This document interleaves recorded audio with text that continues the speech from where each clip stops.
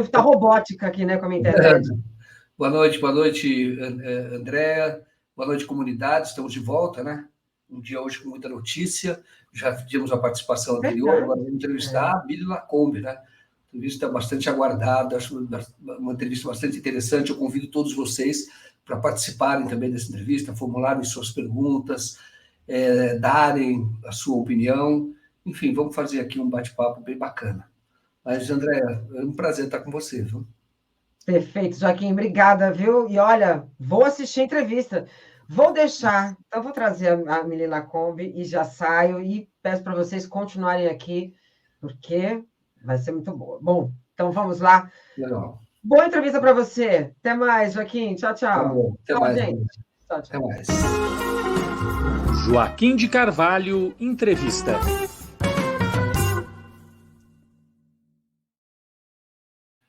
Olá. Legal, obrigado, viu, por atender mais uma vez o nosso convite. Você está em São Paulo? Não, eu estou na Serra da Mantiqueira, está fazendo 8 graus agora, amanhã a previsão é de 4 graus. Nossa, porque eu estou vendo você bem agasalhada, eu falei, bom, você não deve estar no Rio, né? Não, nem São Paulo, nem no Rio. Estou aqui num frio que está gostoso. Ô, Joaquim, eu queria, antes de mais nada, primeiro agradecer o convite, mas eu preciso te dizer o seguinte, parabéns pela entrevista com o Tony Garcia.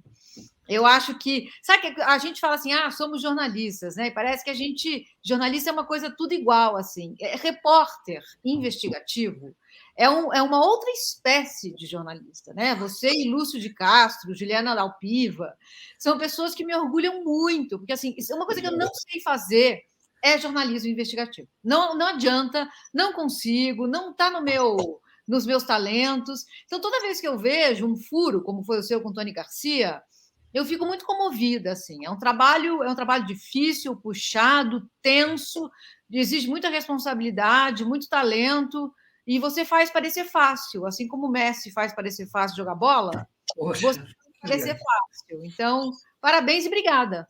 Poxa, muito, muito obrigado. De fato, é muito legal ouvir isso de você, viu? Você sabe, já falamos outras vezes e te leio, te acompanho, então muito legal ouvir. Mas você sabe que eu acho, às vezes, eu não sei, eu tenho um filho que é jornalista, às vezes eu vou em determinado lugar, né? E às vezes a notícia vem. Eu falo, por que isso acontece? Já foi com ele.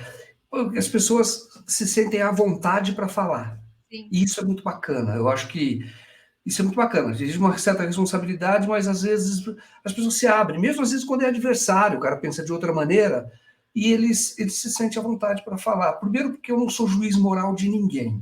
Sim. Eu sempre começo isso. Não sou juiz moral de ninguém.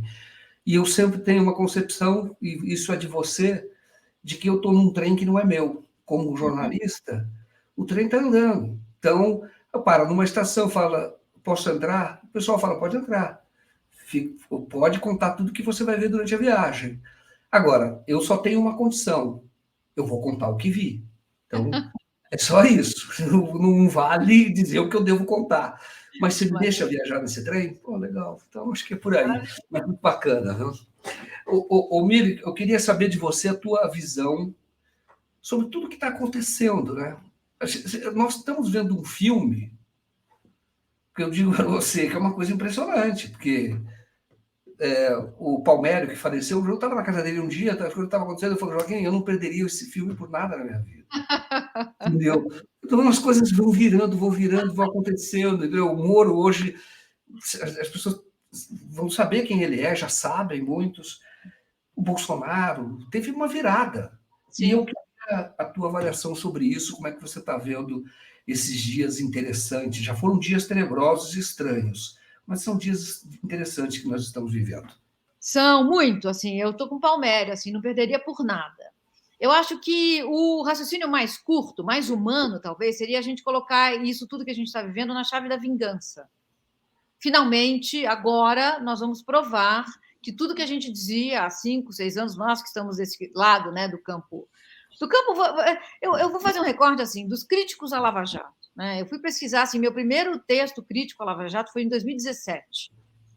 Eu acho que sempre esteve muito dado o enviesamento dessa operação, né?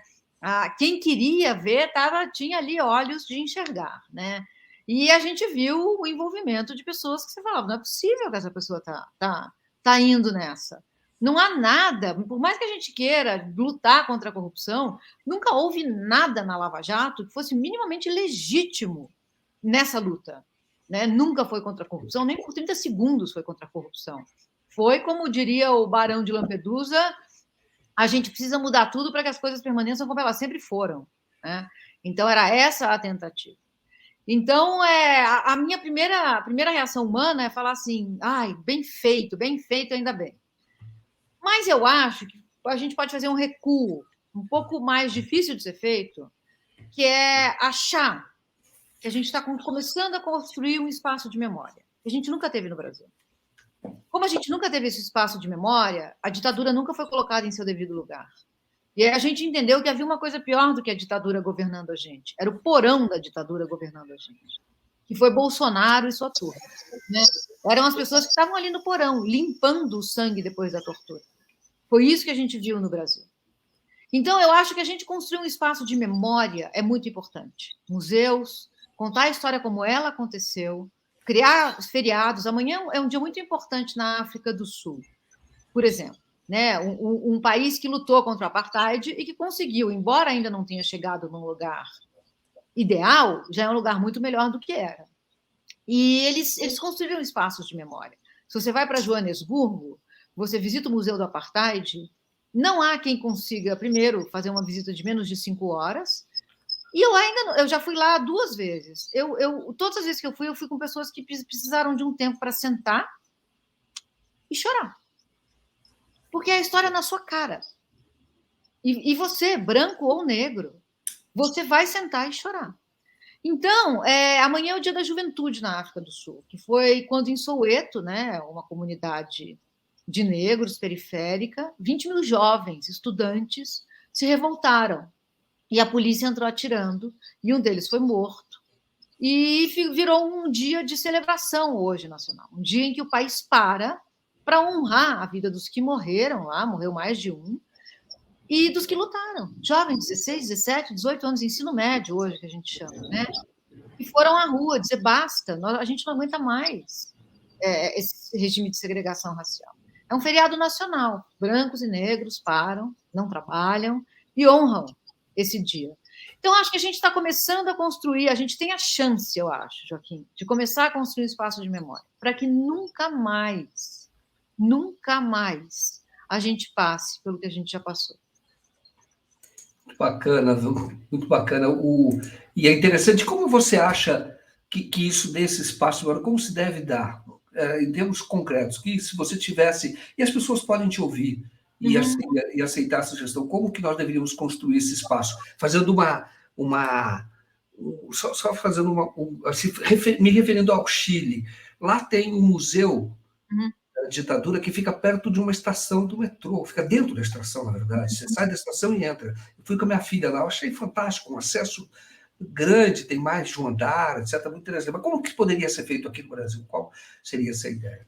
Então, a gente pode ter museus, né? Eu acho que museus é sempre muito bom. Por exemplo, a gente pode ter um museu da história do Brasil. Começar a contar que o Brasil não foi descoberto, o Brasil foi invadido e ocupado, né? Recontar essa história é importante, porque se você diz que o Brasil foi descoberto, o que você está dizendo de verdade? Não havia nada ali.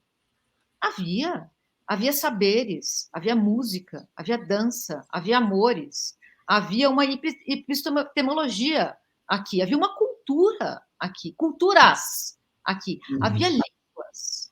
Então, como um museu que conte a história do Brasil, como ela de fato foi, já é alguma coisa. Um museu das culturas originárias, um museu das línguas originárias, um museu que contasse a história de quem eram os negros sequestrados para virem aqui ser escravizados. Eram reis e rainhas na África. A gente começa a contar essa história com a chegada deles aqui. Vamos contar a história deles na África, né, no continente africano. No Museu do Apartheid tem uma sala. Eu tive a sorte de visitar o Museu do Apartheid na primeira vez com a Djamila Ribeiro. E a Camila Pitanga, a Nathalie Neri, um time muito bacana de mulheres. Muito legal. De feministas. Uhum. A gente se separou lá dentro, cada uma foi para um canto, mas eu encontrei a Djamila, reencontrei ela lá dentro, na sala em que passam os vídeos da Comissão da Verdade, que não foi nada parecido com a Comissão da Verdade que a gente teve aqui, uma coisa muito mais profunda. Que você sentava frente a frente, audiências gravadas, o guarda que entrou e matou uma família de pessoas negras com a mãe dos filhos que morreram. E você via o encontro de duas pessoas ali. É dilacerante. Nossa. Joaquim, é um negócio que eu... E a Djamila viu aquilo sóbria. Agora eu poderia facilmente me emocionar. Estou me segurando aqui. Eu desabei.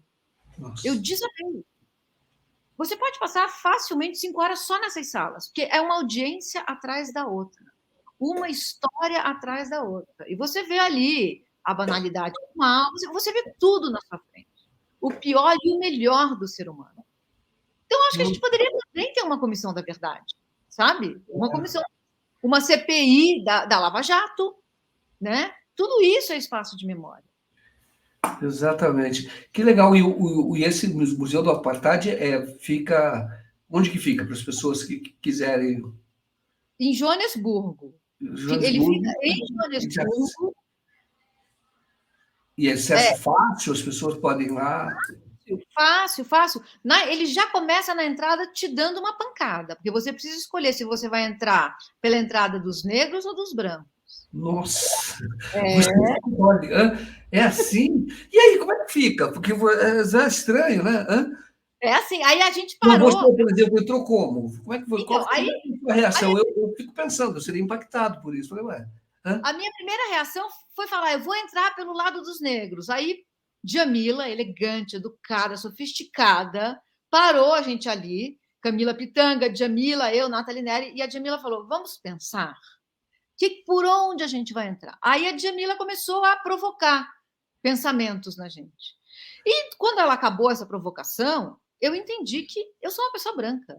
Eu preciso entrar assumindo o meu corpo de opressora. Eu não sou em si uma opressora. Sim, interessante. Eu também. Nossa, já começa um desafio, gostei, viu?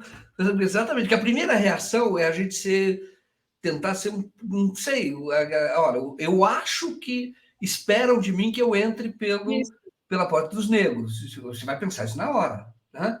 Eu acho que esperam de mim. Mas você tem razão. Na hora. A Djamila me fez pensar. Mas você vê, tem a prisão do Mandela, né? Onde ele ficou 18 anos preso, 17 anos preso dos 28 que ele ficou preso, ele ficou lá, né? Na Cidade do Cabo, numa ilha na Cidade do Cabo. Por que a gente não pega, por exemplo, as celas da tortura? Não é assim, Joaquim, não é fácil, tá? São visitações provocativas. Você sente. Entrar na cela do Mandela é um negócio que faz seu batimento cardíaco acelerar. Mas você entende o horror. Por que não fazer a cela do Herzog, em que ele foi suicidado, ser um espaço de visitação? Claro. Com a história sendo contada. Quem era ele? Sabe? Tudo isso. Você faz uma réplica, né? Que ali no museu exatamente como era. Exatamente. Com um audiovisual, um mini-doc, alguma coisa passando ali. Assim, tem pessoas que entendem muito mais do que eu, museólogos, as ideias serão outras, né? Mas o importante é assim, a gente fazer esse espaço de memória, porque a gente só não repete se a gente souber o que foi. E muita gente não sabe o que foi. Exato. Muito interessante, olha que ideia, viu? Fazer isso, e agora, exatamente, poderia fazer algo, já existe uma iniciativa de tentar contar a história da Lava Jato, etc., mas poderia ter uma comissão da verdade nesse sentido, algo para mostrar, claro, nós estamos contando essa história ainda, eu sei que vai vir muito podre ainda, nós estamos contando. Sim. Mas eu acho que merece, de fato, né, que seria a nossa história, mas a gente contar de uma maneira, vamos dizer assim, a própria nossa história, a Lava Jato seria um capítulo, porque eu estou pensando em voz alta aqui. Eu também não tenho uma história do Brasil que nós nos adaptamos, quer dizer, eu digo o seguinte, a reação, por exemplo, eu digo, a violência maior que ocorre no Brasil não é nem essa violência política, é a violência contra os pobres, é um horror o que acontece. Uhum. Eu entrevistei agora há pouco a viúva daquele jovem que foi morto na campanha, durante um ato de campanha do Tarcísio em Paraisópolis. Ela não consegue um advogado para defender, uma pessoa absoluta. Ela falou, eu não sinto nada. A única coisa que dava a ela alguma autoestima era a igreja evangélica que ela ia. E mesmo assim ela está deixando a igreja evangélica porque ela falou, eu me sinto nada. Simplesmente o cara foi morto, a moto nunca foi devolvida, o celular nunca foi devolvido, o arqueiro foi arquivado, não houve perícia em todas as armas, não tem o autor do disparo, e ela deixou, e ela ficou viúva com 3 crianças, uma de 1 ano e meio, o outro de 11, que eu conheci, que eu vi. Então, quando eu olho, a dureza está ali, sabia? Claro que é uma violência política gigantesca, enorme, terrível, mas existe uma população brasileira que sofre uma violência, mas é muito pesada. Sim. Por exemplo, nós tivemos um líder preso por 580 dias, o Mandela ficou 20, quase 30. É. Então, eu digo para você, há uma característica no Brasil que tenta fazer uma adaptação num certo nível da sociedade. Mas agora, com o pobre, a coisa é pesada. Sim. Eu acho que, Joaquim, você tem completa razão. Eu acho que é a constatação de que a nossa democracia ela é geográfica. Ela existe em Higienópolis, ela não existe em Paraisópolis.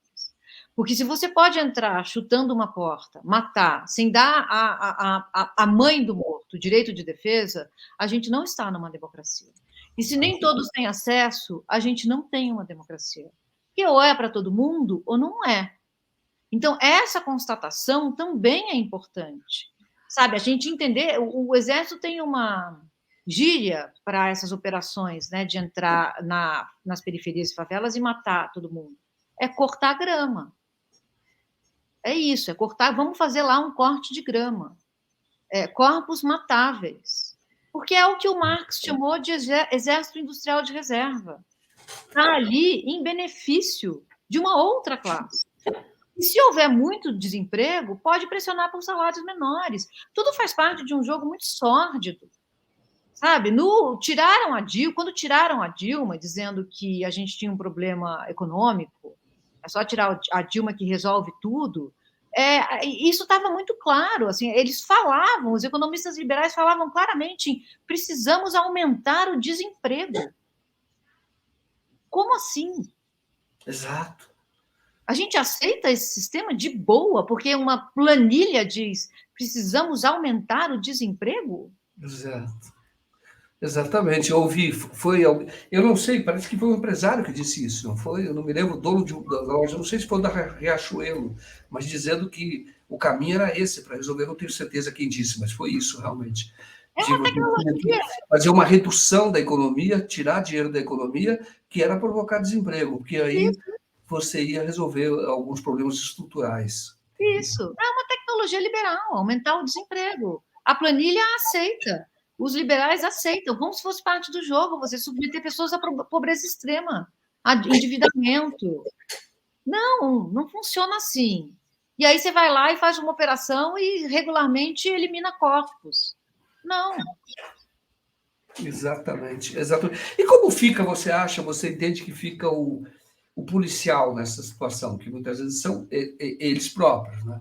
Sim. Agora, eu converso muitas vezes com policiais, eles têm a situação da organização da segurança pública na forma militar, eles são nada, existe uma distância gigantesca entre os oficiais, que entram por uma porta, e os policiais militares. Existe uma violência ali, eu não estou defendendo o policial militar, não, mas eu estou falando que começa ali, tá? Eu conheci um policial militar que tinha um coronel que era tão maluco, que no dia do aniversário, quando os praças se reuniam,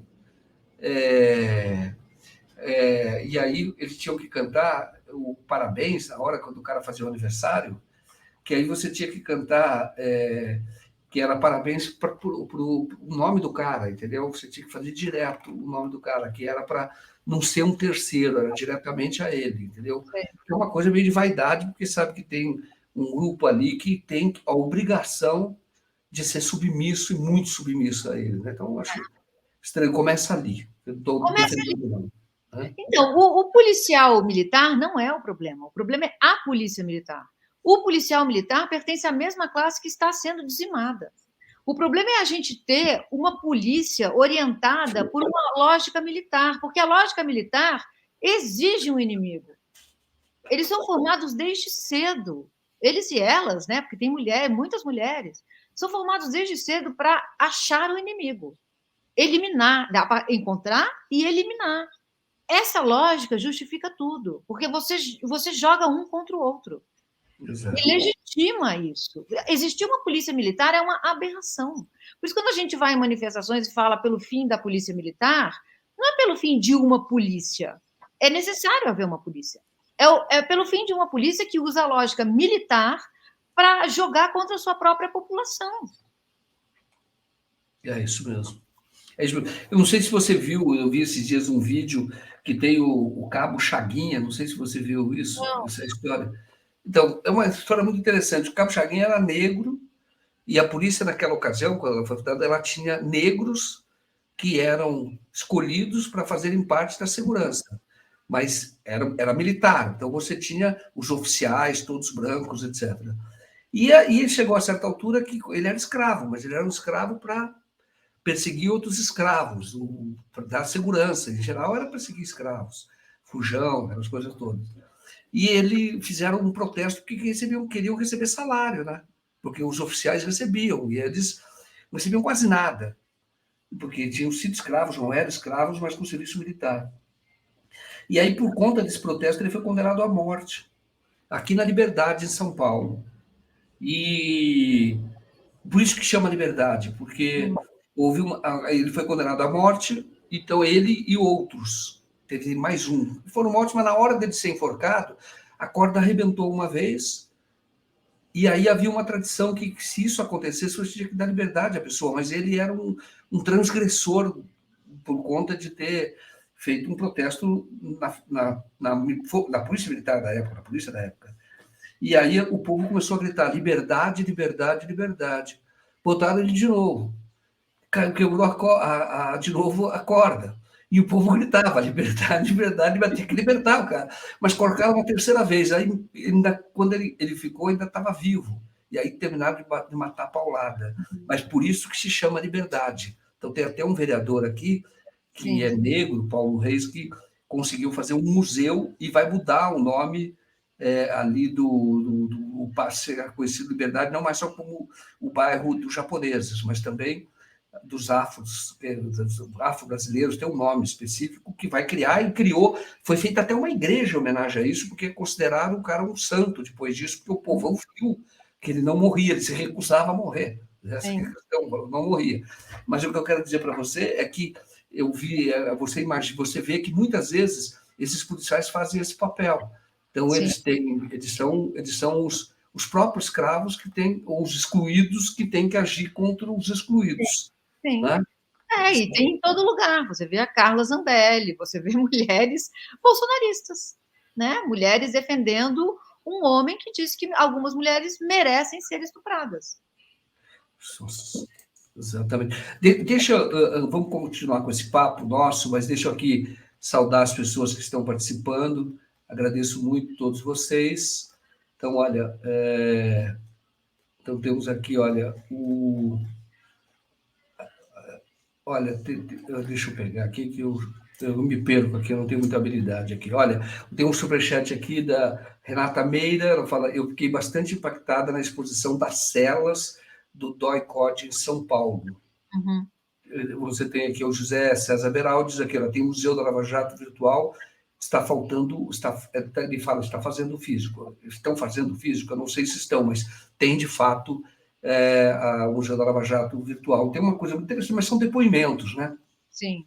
Tem depoimentos, e tem até um depoimento meu que vai entrar nesse Lava Jato, mas eles fizeram vários depoimentos, e tem uma sessão que vai dividir, vai ter uma sessão daqueles que cobriram tal. Eu acho importante, mas tem que ter uma coisa física também, eu acho. Sim, tem que ser institucionalizado, não pode ser uma coisa com cara de resistência, tem que ser uma coisa em capitais, grande, como é o do apartheid, sabe? Uma coisa enorme, escola, tem que fazer parte do currículo escolar visitar esses museus. É isso. O Carlos Tinoco, olha, Museu da Memória como atividade educativa inserida no currículo escolar para a educação dos nossos jovens. E Araci Ferreira, quero agradecer muito porque ela se inscreveu aqui como patrocinadora. Muitíssimo obrigado. Bom, bacana. Mili, vou perguntar para você como é que você viu, que nós não falamos da última vez, a manifestação que houve, ou está tendo manifestação, o presidente da FIFA hoje foi até visitar lá a delegação brasileira, que está na Espanha, né? E até tem um comentário, olha, com racismo não há jogo. Daí fica, não há jogo, mas e aí, FIFA? Entendeu? Mas, enfim, como é que você está vendo isso, a reação que houve daquela coisa absurda que ocorreu na Espanha com o Vinícius Júnior? Eu acho que não ia dar em nada se o Vinícius Júnior não tivesse peitado todo mundo, sabe?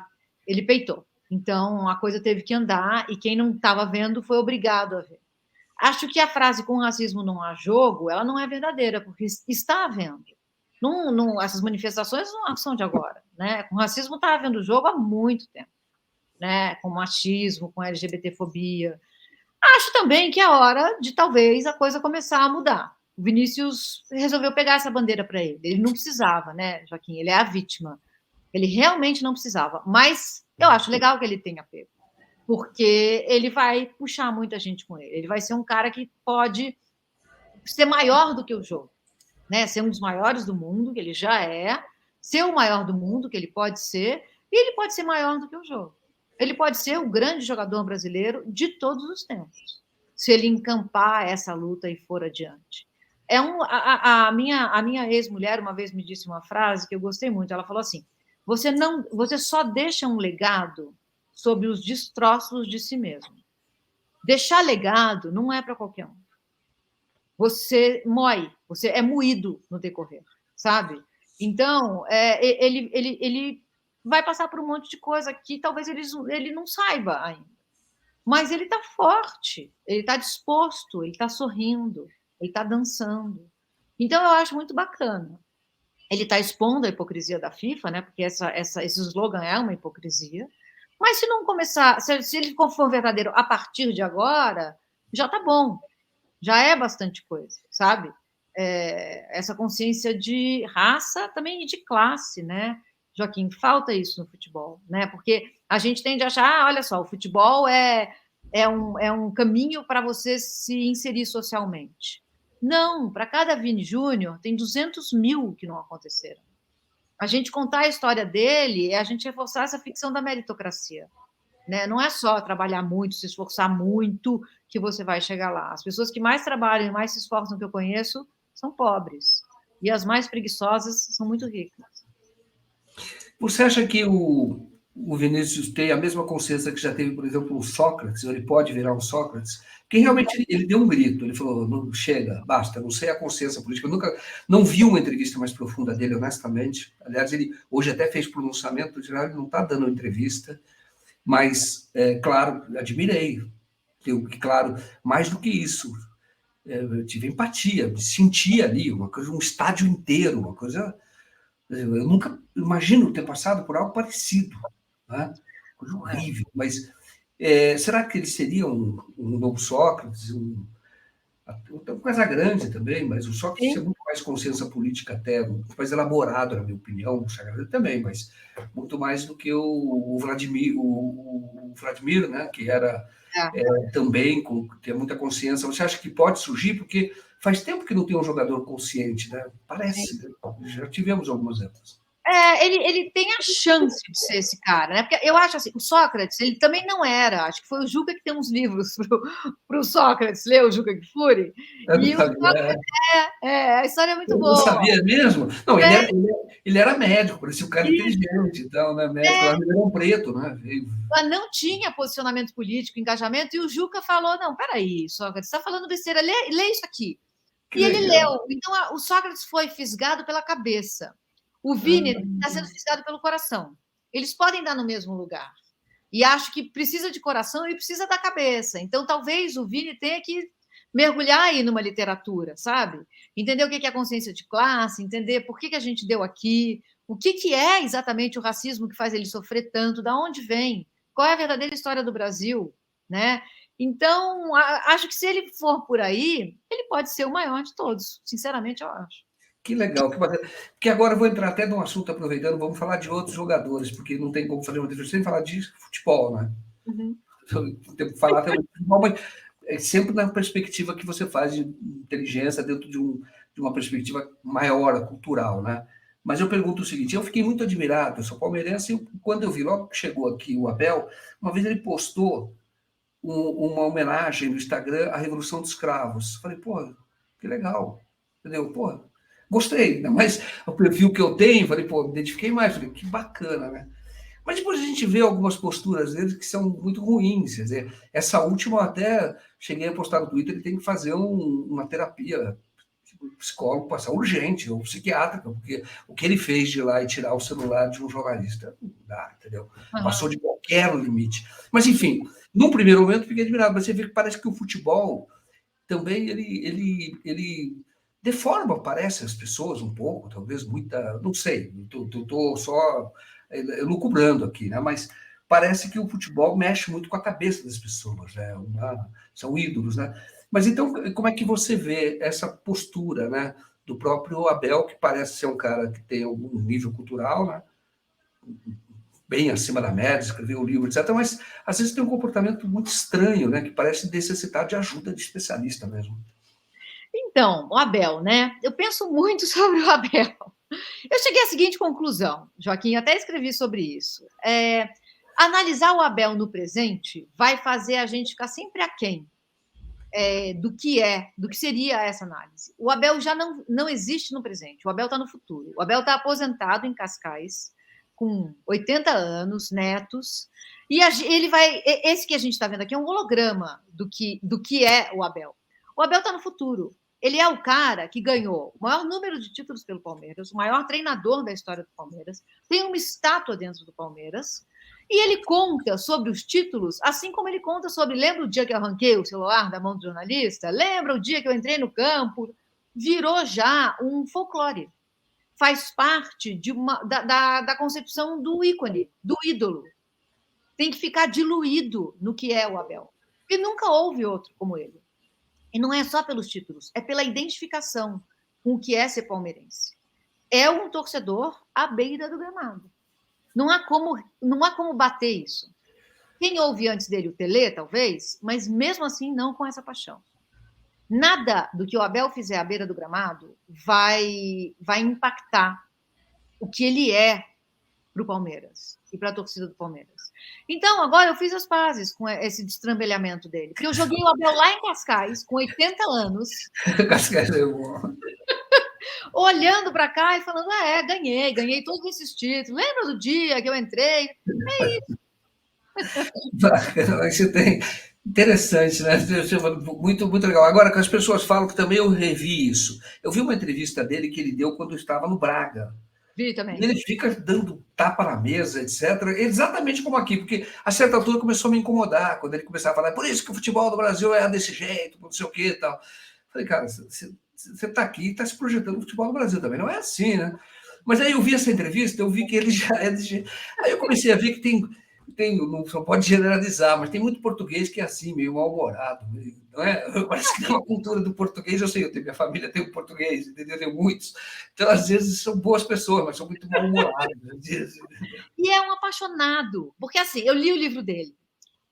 O que tem de paixão e intensidade naquele livro é uma enormidade, mas o que mais me impressionou, porque paixão a gente também tem por aqui, o que mais me impressionou é a dedicação ao trabalho, a disciplina. Eu nunca vi um treinador falar da análise do adversário como ele fala. Não acho que é uma coisa que culturalmente a gente faz no Brasil. Ele analisa minuciosamente todos os grandes adversários contra os quais ele vai jogar. Com o tempo, ele analisa todos, grandes, pequenos, médios. Ele não esconde nada no livro. Está tudo ali. Quem quiser aprender, está no livro do Abel. É muito detalhe, Joaquim, é muito trabalho. Eu vou contar só uma história. Ele estava lá na Grécia, né, no PAOK, quando ele foi contratado pelo Palmeiras. Ele tinha 2 dias para se apresentar no palestra. Em 2 dias, ele pediu para a equipe dele apresentarem uma foto com o nome de todos os jogadores e qualidades daqueles jogadores. Ele chegou em 2 dias, ele memorizou o nome de todos, junto com a comissão técnica, ele chegou no palestra dando oi nominalmente, sabendo quem era quem jogava em qual posição, qual eram os fortes e os fracos. É muita dedicação. É uma consciência de trabalho que é rara, né? E o resultado a gente vê, não acabou. O número de títulos, infelizmente, não acabou. Pô, que legal, acho que ainda vai bacana. Eu acho que é bacana discutir isso que eu falei. Uma certa hora eu comecei a me incomodar, sabia? Mas daí eu comecei a ver outras coisas. Quando eu vi essa entrevista, eu falei, não, ele é assim. Eu comecei a ver, ele é aquele português mal-humorado, entendeu? Muito trabalhador, que é uma característica. Ele tem essa questão cultural, trabalha muito, mas tem um mau humor, né? E você vai ver, o cara não é. Você começa a conhecer, vai mais de perto, não é desse jeito. Mas no primeiro momento é bem mal-humorado. Que legal, olha que coisa bacana aqui. Olha, o Antônio Ribeiro da Costa fala: Nossa, Joaquim, que mulher maravilhosa, me apaixonei. E diz aqui, muito bacana, simplesmente bacana. Muito obrigada. Que legal. Deixa eu falar uma coisa para você. Como é que você está vendo o Robinho, esses novos áudios e a reação, ou a falta de reação de jogadores, né? Eu acho que eu só vi o Casagrande falar quando eu estava na Globo, ninguém mais falou. Né? O Casagrande fala sempre, né? O Casagrande tem essa mania incorrigível de estar sempre do lado certo da história, né? É muito triste a gente escutar os áudios, né? É revoltante, é enojante, é triste, é um absurdo. Mas eu fico nesse exercício, Joaquim, de tentar dizer assim: o Robinho não é um monstro. Ele é produto de uma sociedade que socializa homens para serem predadores. Socializa mulheres de uma maneira a serem submissas e homens a serem predadores. Isso não quer dizer que todo homem é predador, mas quer dizer que todo homem é educado para ser. O capital simbólico da masculinidade é pegar mulher. O capital simbólico da feminilidade é se manter pacata, recatada, do lar, bela, recatada e do lar. É uma violência de saída, né? A violência está na saída. Então, uma mulher é estuprada a cada 10 minutos no Brasil, em números muito subnotificados, né? Em até 9 vezes. Então, uma mulher é estuprada a cada 1 minuto. Pode ser que seja esse o número, tá? Quando a gente tiver acabado aqui, 6 mulheres terão sido estupradas. Nossa. É uma cultura. Não é o Robinho. O Robinho é fruto dessa sociedade. Porque se a gente destacar o Robinho da sociedade, falar um monstro, é um psicopata, a gente não vai nunca corrigir esse problema.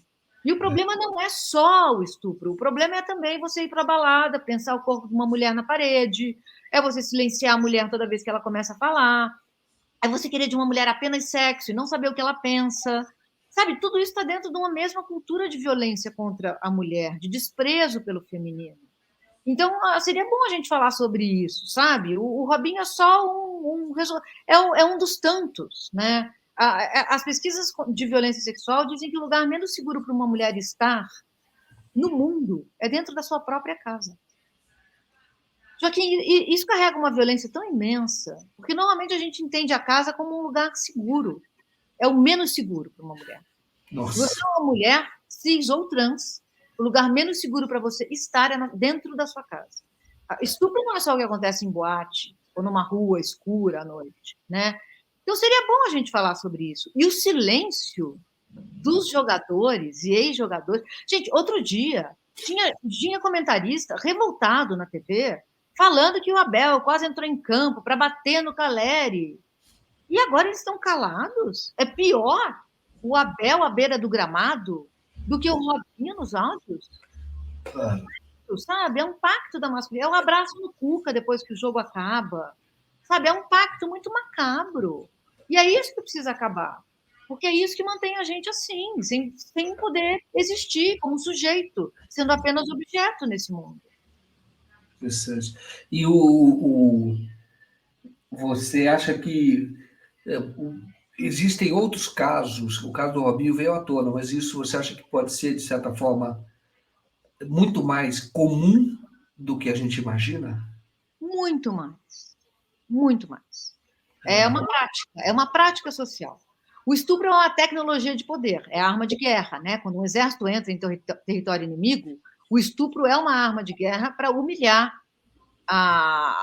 os homens daquela terra. O estupro assim, as mulheres para humilhar geral, para manter as pessoas cada vez mais cabisbaixas.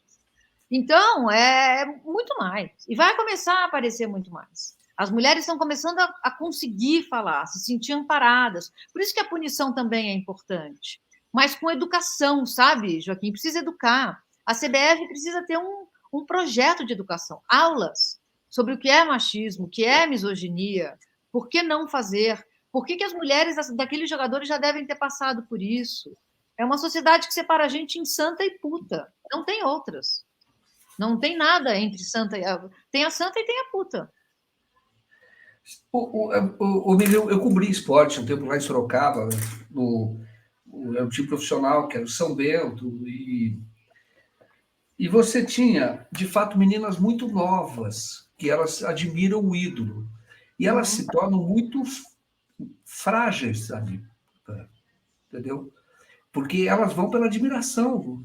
Sim. E eram meninas novas, que você via, entendeu? Que ficavam querendo ver o jogador, porque via no jornal, que via no rádio, via na televisão, e ali na cidade. Claro, muitas vezes o pessoal fala de Maria Chuteira, mas eram meninas, eram quase crianças, entendeu? E é um encontro perigoso, de fato, né? Mas fica aquele tipo de coisa, que a gente tem uma cultura de que se a menina demonstrar uma admiração, ela está se oferecendo para você, algo assim, né? Sim, sim. Como mudar isso? Isso eu vi, é comum que você tem. E são meninas normais, elas querem ver um ídolo, elas querem ver um jogador de futebol. E não é só no futebol, no vôlei também tem as meninas assim, também tem vários no vôlei. E Joaquim, muitas querem um marido. Porque nós, mulheres, somos socializadas no mesmo mundo que homens. O mesmo mundo que diz para o cara, você vai ser o predador, você vai dominar tudo, você vai segurar o mundo nas costas, você não vai chorar, você não vai demonstrar sentimento, diz para a mulher, você vai sair e encontrar alguém que cuide de você para o resto da sua vida. Então, é muito tentador. Olha lá, os caras estão jogando, já mexe com o erótico, né? Vou lá ver esses atletas jogando. Então, vai um monte de mulher, os homens entendem que, olha, isso aqui me foi ensinado que é um produto que pode ser meu. Eu posso ter quantas eu quiser. É bonita, é gostosa, eu vou pegar. Não tem uma ideia de consentimento, por exemplo. Não tem uma ideia de que ela me deu mole, ela quis, mas no meio ela disse não. Não tem isso. Se ela começou querendo, ela vai acabar querendo. Agora eu vou até o fim. É meu direito, sabe? É um mundo que socializa a gente assim. E a mulher, às vezes, não quer e cala. Né? O lema do feminismo era não é não, né? Para dizer que... Mas isso ainda era vago, então agora evoluiu para só sim é sim, né? Porque uma mulher pode ir lá e ficar namorada do cara e querer sair com ele, ir para a boate, ir para o banheiro da boate, querer mesmo transar, e no meio ficar violenta, ela fala, para mim parou, perdi a vontade. E o cara não vai poder falar, não, agora você veio até aqui, você vai até o fim. É estupro. Então, essa consciência está vindo agora para todo mundo. Porque a mulher não existe numa sociedade separada do homem. Interessante. O caso do Daniel Alves, né? Que foi. Sim. Sim. Quando você fala, não dava, ainda que ela tivesse, num primeiro momento, se encantado com ele, etc., mas não rolou, não, entendeu? Ela não gostou, vai ver que ela não gostou do beijo, vai ver que ela falou, gente, é ruim, beija mal, não quero, chega. E aí o que? Ele vai prensar na parede, bater e falar, não, agora você entrou aqui, agora você é minha propriedade pelos próximos 10 minutos. Não. Interessante. E é gozado que isso poderia ser discutido no caso brasileiro, que as pessoas falam muito da identidade de gênero, né, que o pessoal chama de ideologia de gênero. Isso poderia ser, deveria e deve ser tratado até transversalmente na escola, não é? Para o homem começar a ter uma outra percepção do que é a mulher. Sem dúvida, sem dúvida. Eu travei, Joaquim? Não. Não. Tá. Sim, porque quem fala contra a educação sexual nas escolas está falando contra educar uma menina a não ser estuprada. É disso que se trata. É você começar a dizer o seu corpo é seu. Os corpos estão em relação, né, um com o outro. É preciso que haja respeito nessa relação. É tão maluco, Joaquim, porque assim, a gente passou por essa pandemia, né? O homem comeu uma carne de morcego crua lá do outro lado do mundo e a nossa saúde foi afetada. Algumas lições me parecem muito diretas. Não existe saúde privada.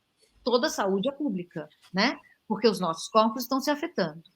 E aí, os conservadores, anti-vax, pegaram o slogan do feminismo, que é meu corpo, minhas regras, para dizer não vou tomar vacina. É muito esperto o que eles fizeram. Mas me fez pensar sobre esse slogan. Esse slogan, para mim, já não funciona mais. Porque os corpos estão em relação um com o outro. A gente precisa ser educado a se relacionar com respeito. Porque se a gente for falar meu corpo, minhas regras, a gente vai dar razão ao antivax. Eu não vou tomar vacina. Claro. Tanto o meu corpo é a minha regra. É falar mais dessa interação. A gente não existe separado. A nossa capacidade evolutiva é a capacidade de cooperar. É o que a gente não é o mais rápido, mais forte, a gente sequer é o mais inteligente. O que a gente tem de diferente? A capacidade de interagir. Mas a gente está abrindo mão disso. A gente está se tornando indivíduos, cápsulazinhas, assim, sozinhas, andando pela rua. Não vou me vacinar, não vou usar máscara. Como assim? Claro. Claro, esse individualismo exacerbado, né? Então, e você acha que é só pela educação? O que você acha que pode se fazer para a gente ter um mundo mais solidário, com mais empatia? Seria só pela educação? Tem uma raiz econômica nisso? Eu não sei se só a raiz econômica, né? Esse individualismo que realmente que produz coisas muito ruins, né? Eu acho que a educação é sempre um caminho, sabe? É sempre um dos caminhos. Acho que a gente mudar esse sistema econômico seria muito importante, porque o capitalismo, assim, funcionou durante um tempo, depois não funcionou mais, né? Não funciona há algum tempo já. Está matando a gente, está matando outros seres. E se a gente continuar, a gente vai ser a primeira espécie que se auto-extinguiu. E a gente se acha inteligente? A gente vai se Os dinossauros tiveram o meteoro como desculpa. A gente vai ter qual desculpa? Nem a ganância, né? Então, acho que acabar com o capitalismo e começar a formar um sistema solidário em vez de competitivo seria um caminho. Eu sei que sou ingênuo, sabe? Porque é longo o caminho. Como que faz isso? Vamos viver todos em amor eterno para sempre? Não, a gente vai ter dificuldades, a gente vai ter tensões, somos diferentes. Mas eu acho que o mundo, por exemplo, que me ocorre, tá, Joaquim, para tentar ser um pouco mais prática, você ensinar uma criança que meditar é tão importante quanto escovar os dentes, você já está formando um outro mundo. Você socializar uma criança para colaborar em vez de competir, você já está formando um outro mundo. Você socializar uma criança sem tanto diagnóstico, nota, prova, o melhor, o maior, já está formando um outro mundo. Você socializar uma criança sem ser menino ou ser menina, com tudo que isso traz, você já está formando um outro mundo. Todo mundo pode tudo. Homem pode chorar, mulher pode jogar bola. Existem homens trans e mulheres trans. Então, sabe, por aí. É aquela coisa no fundo, você você sempre tentar se colocar mais no lugar da outra pessoa, talvez, né? Faltando uma dose de você tentar compreender, de se colocar no lugar do outro, muitas vezes, não ser aquilo que você falou, desse muito individualismo, né? Que você tem, não, eu não tomo vacina, não preciso, liberdade, porque as pessoas, esse é o conceito do liberal, muito liberal, não, é a minha liberdade, nossa liberdade, tem que ter a liberdade, ninguém é contra a liberdade. Mas agora, de que liberdade a gente está falando? O individualismo. Porque quando os liberais falam em liberdade, eles estão falando em liberdade de empreender. Eles não estão falando em outro conceito de liberdade. É a liberdade de empreender, é a liberdade do indivíduo fazer o que ele quiser da vida dele.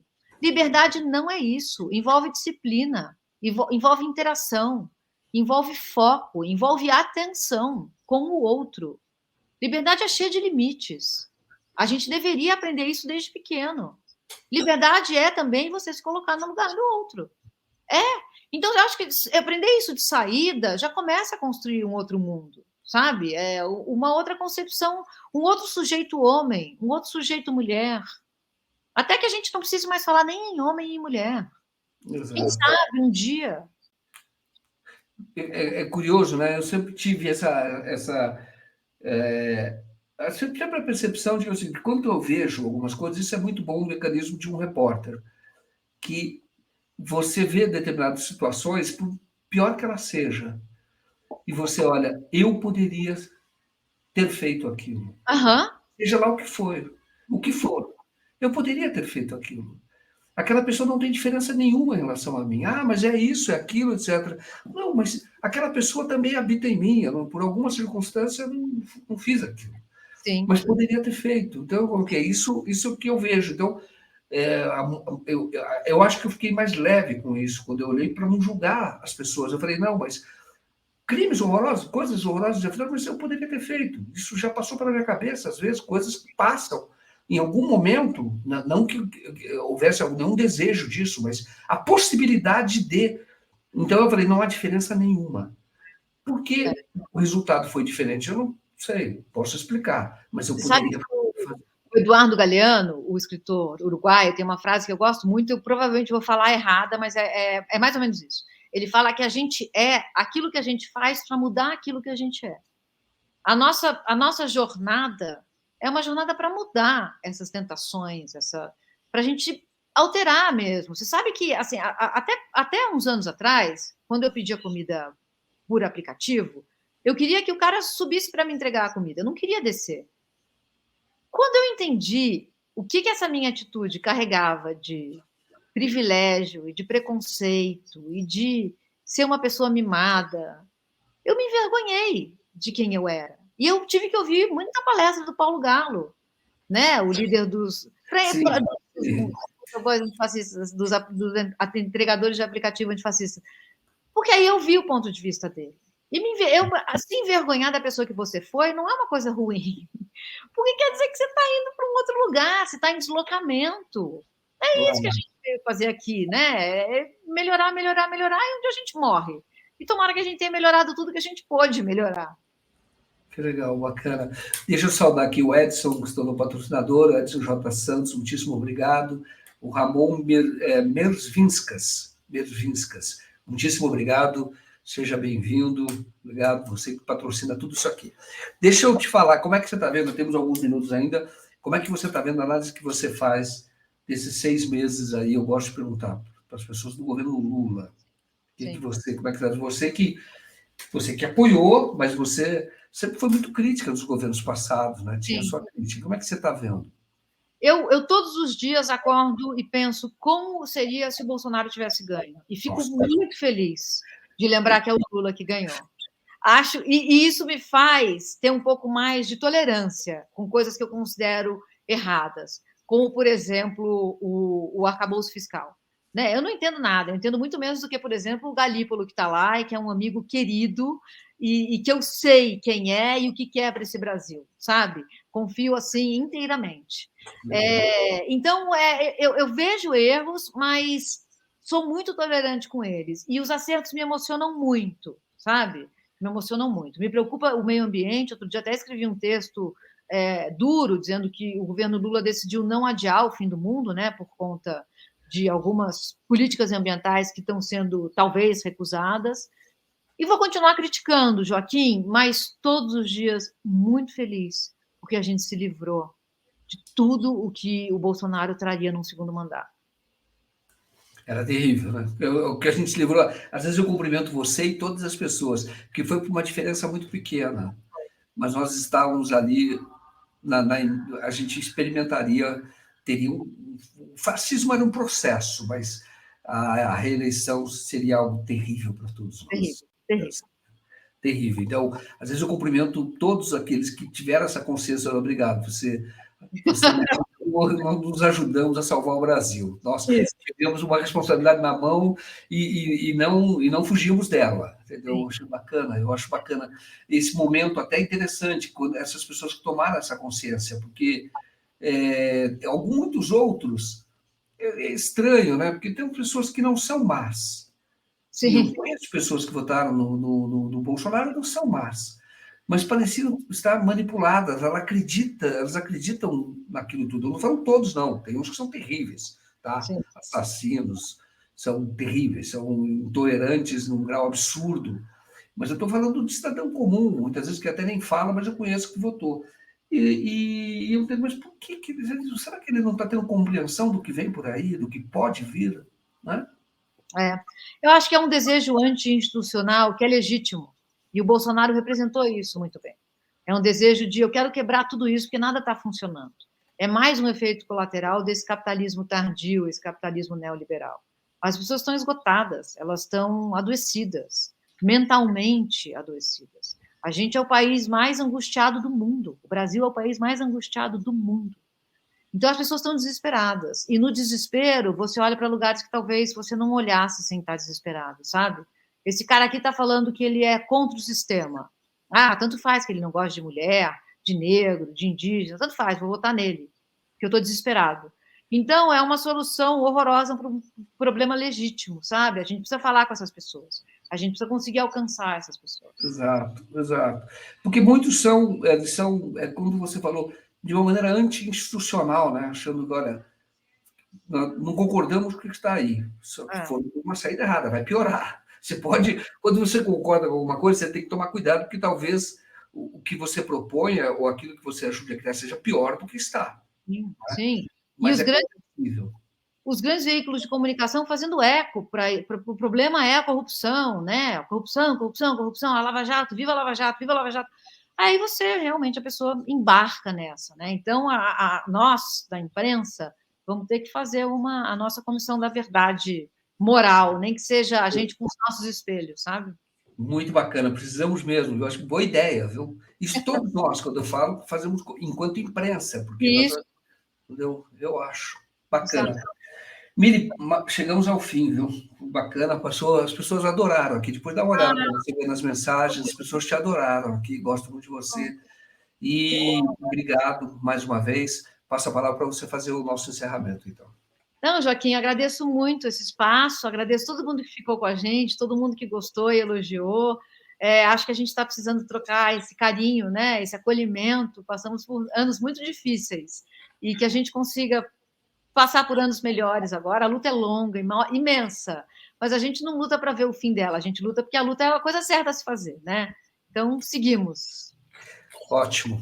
Bom, e as pessoas conhecem muito você, mas se elas quiserem, aqueles que não seguem você, como é que elas podem fazer? Onde é que encontram você? Eu sei que muita gente conhece, você é muito conhecida, mas se a pessoa quiser te mandar uma mensagem ou acompanhar mais, você é colunista do UOL, as pessoas vão saber, tem no Twitter, mas qual é o seu endereço de rede social?